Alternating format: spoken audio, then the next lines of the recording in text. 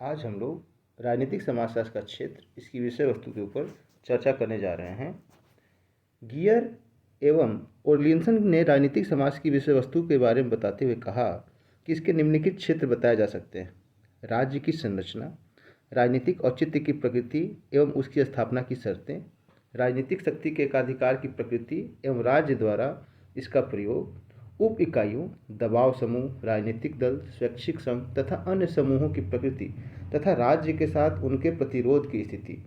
तो गियर और ओर्लियंसन ने जिस तरीके की बात कही है, आप देख सकते हैं कि राज्य की संरचना से लेकर उप इकाइयों जैसे कि दबाव समूह, राजनीतिक दल हैं या स्वैच्छिक संघ हैं, और इनकी प्रकृति जो है वो किस प्रकार से राज्य के साथ प्रतिरोध की स्थिति में होती है, इन सब का जो अध्ययन है, ये सारी विषय वस्तु जो है राजनीतिक समाजशास्त्र की उन्होंने बताई है। लिपसेट एवं बेंडिक्स ने राजनीतिक समाजशास्त्र के बारे में जो कहा है, उसमें उन्होंने निम्नलिखित तत्वों को रखा है: मतदान व्यवहार, विभिन्न आर्थिक एवं सृजनात्मक शक्तियों का विकेंद्रीकरण, दबाव गुटों एवं राजनीतिक आंदोलनों का अध्ययन, राजनीतिक दल, राजनीतिक अल्पसंख्यक, सरकार और नौकरशाही। तो लिपसेट और बेंडिक्स ने मतदान व्यवहार से लेकर सरकार और नौकरशाही तक के जो तत्व हैं, जो विषय वस्तु है, उसको राजनीतिक समाजशास्त्र का क्षेत्र बतलाया है। मिचेल्स ने राजनीतिक समाजशास्त्र के विषय क्षेत्र में जो तत्व सम्मिलित किए हैं वो इस प्रकार हैं: औपचारिक एवं अनौपचारिक संस्थाएं, विशिष्टजन एवं उनकी सदस्यता, संघर्ष के आविर्भाव एवं नियमन, हित समूह एवं दबाव समूह, राजनीतिक मुद्दों का निर्माण, राजनीतिक संस्थाओं के रूप में राजनीतिक दलों तथा विभिन्न प्रकार की शासन पद्धतियों का अध्ययन। तो मिचेल्स ने इसको और अधिक एक्सटेंड कर दिया उस विषय वस्तु को। अब हम इन सारे तत्वों को अगर एक साथ मिला लें तो हम देख सकते हैं कि जो राजनीतिक समाजशास्त्र है उसकी विषय वस्तु में जो अध्ययन की जाने वाली सामग्री है वो कौन कौन से हैं। विभिन्न राजनीतिक व्यवस्थाओं का अध्ययन, क्योंकि राजनीतिक व्यवस्थाएं पूरे संसार में एक ही प्रकार की नहीं है, उसमें विविधता है। राजनीतिक संरचनाओं तथा संस्थाओं का समाजशास्त्रीय अध्ययन, क्योंकि राजनीतिक संस्थाएं या संरचनाएं ये एक राजनीतिक इकाई हैं, लेकिन जो पर्सपेक्टिव है, इसको देखने का जो नज़रिया है वह समाजशास्त्रीय है। नौकरशाही और अभिजन वर्ग का अध्ययन, ब्यूरोक्रेसी, एलीट जो क्लास है उसकी स्टडी। जनतांत्रात्मक समाज का अध्ययन, जनतंत्रात्मक समाज यानी कि डेमोक्रेटिक सोसाइटी का अध्ययन। इसके साथ साथ ही जो नॉन डेमोक्रेटिक सोसाइटीज़ है उसका भी अध्ययन। जनमत और प्रचार का अध्ययन, पब्लिक ओपिनियन क्या है, मीडिया का रोल क्या है, कैसे ये इन्फ्लुएंस करते हैं सोसाइटी को, कैसे इन्फ्लुएंस करते हैं स्टेट को, इसका भी अध्ययन इसमें किया जाता है।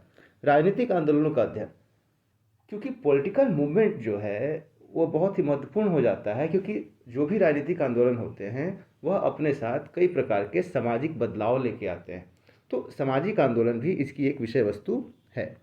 सामाजिक संस्करण एवं राजनीतिक विचार का अध्ययन, शक्ति सत्ता का अध्ययन, युद्ध और शांति का अध्ययन, और राजनीति के जो त्वरित परिवर्तन हैं, जो क्रांतियां होती हैं, उनका अध्ययन।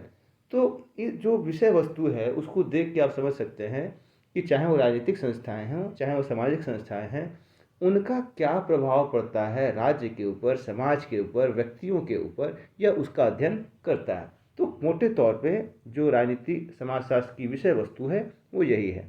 अब अगर हम इसकी प्रकृति की बात करें तो इसकी प्रकृति बहुत हद तक आप देखेंगे कि जो वैज्ञानिक प्रवृत्ति है उसके आसपास ही इसकी प्रकृति को आप रेखांकित कर सकते हैं।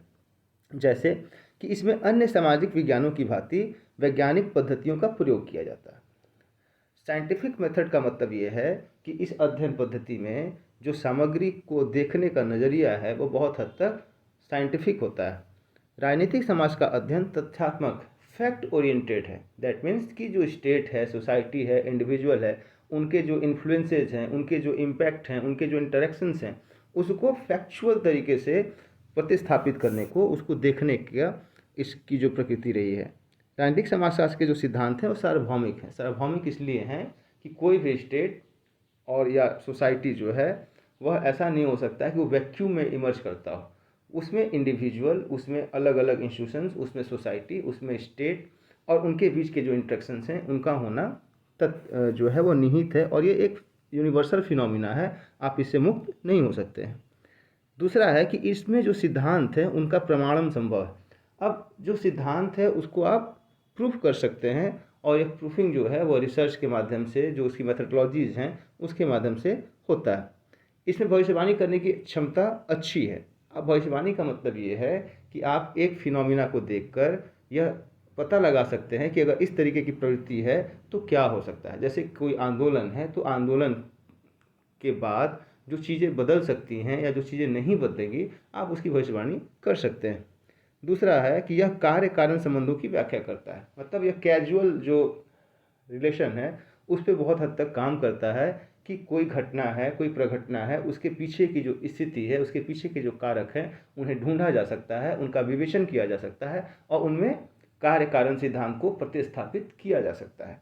तो राजनीतिक समाजशास्त्र का यह एक प्रकृति के रूप में आप इसको देख सकते हैं। पहले वीडियो में हमने राजनीतिक समाजशास्त्र के सबसे पहले जो परिभाषीकरण की बात थी हमने उसको देखा था, फिर आज हमने उसकी विषय वस्तु और प्रकृति का अध्ययन किया। इसके बाद जो टॉपिक होगा वह है Marxist approach of political sociology. बहुत हद तक लोग उसको कॉन्फ्लिक्ट थ्योरी के रूप में जानते हैं।